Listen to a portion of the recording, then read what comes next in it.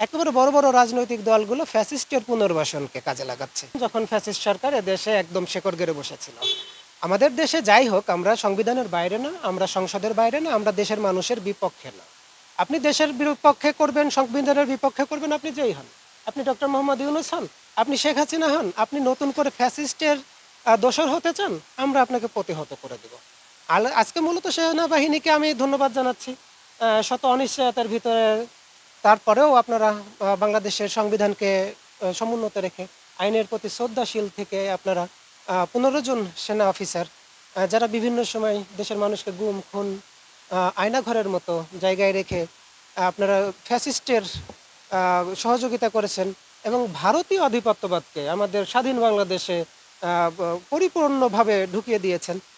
আপনাদের বিচার, আমরা তো অনিশ্চয়তায় ছিলাম যে আসলে তাদের বিচার হচ্ছে না, কিংবা বিচার হলেও সেনাবাহিনীর যে মার্শাল ল আছে সেটাতে হচ্ছে। সেনাবাহিনীকে ধন্যবাদ জানাই, যারা দেশপ্রেমিক সেনাবাহিনী। আমাদের 24-এ আমরা দেখেছি যে আমাদের সেনাবাহিনীর একটা অংশ আমাদের পক্ষ নিয়ে ফ্যাসিস্টের বিপক্ষে গিয়ে আমাদের আন্দোলনের মোড়টাও ঘুরিয়ে দিয়েছিল। আমরা যতই সমালোচনা করি, সেনাবাহিনী আমাদের স্বাধীনতার সার্বভৌমত্বের প্রতীক।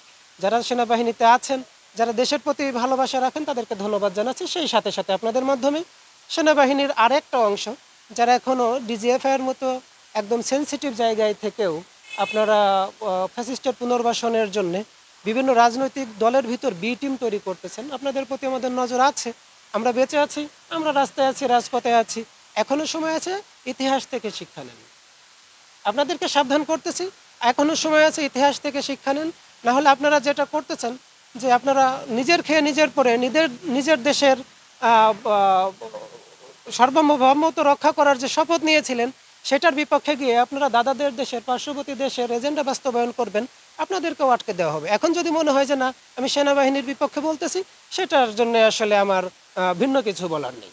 দেখেন, সিভিল প্রশাসনে এখনও আমরা দেখেছি যে 1 বছরেরও বেশি সময় ধরে, গত কিছুদিন আগে দেখলেন যে সচিবালয় থেকে 10 জন সচিবকে বাধ্যতামূলক অবসরে পাঠানো হয়েছে। আমরা লিস্ট দিলে এখনও 340 জনের লিস্ট দিতে পারি, সচিব, সহকারী সচিব, উপসচিব সহ। আপনাদের কেন বোধোদয় হচ্ছে না, আপনাদের কেন বোধগম্য হচ্ছে না, আপনাদের কেন তন্দ্রা ভাঙতেছে না, বুঝি না। যে সেনাবাহিনী হোক, পুলিশ হোক, কিংবা অন্যান্য যে কোনো সিভিল প্রশাসনের ভিতর থেকে আপনারা ফ্যাসিস্টের সহযোগিতা হচ্ছেন। এবং আমরা দেখলাম একদম খুব ভয়াবহ অবস্থা, যে যখনই রাজনীতিতে আপনার নির্বাচনের দিন তারিখ ঘোষণা করা হলো, একেবারে বড় বড় রাজনৈতিক দলগুলো ফ্যাসিস্টের পুনর্বাসনকে কাজে লাগাচ্ছে। এই যে একটা অবৈধ প্রতিযোগিতা, এর বিপক্ষেও আমি কথা বলতেছি। আপনারা দেখেছেন ইতিমধ্যে কথা বলতে, ফ্যাসিস্টের পুনর্বাসন হলে সর্বপ্রথম যারা ফ্যাসিস্টের পুনর্বাসন করতে চায় কিংবা করবে, আমরা দেখতেছি এদেরকে আসলে আমরা প্রতিহত করবই। আমাদের 2000 শহীদের রক্তের বিনিময়ে আমরা যেখানে দাঁড়িয়ে আছি, আমরা 20,000-এর বেশি অধিক বিপ্লবীদের আহতের উপর দাঁড়িয়ে আছি। আপনারা সেই রক্তের উপর দাঁড়িয়ে বেইমানি করবেন, আর আমরা যখনই বিপ্লব করবো, আমরা যখনই আপনাদের বিরুদ্ধে কথা বলবো, তখন সেটা দেশের বিরুদ্ধে চলে যাবে, আপনাদের বিরুদ্ধে চলে যাবে, সংবিধানের বিরুদ্ধে চলে যাবে। এটা হবে না।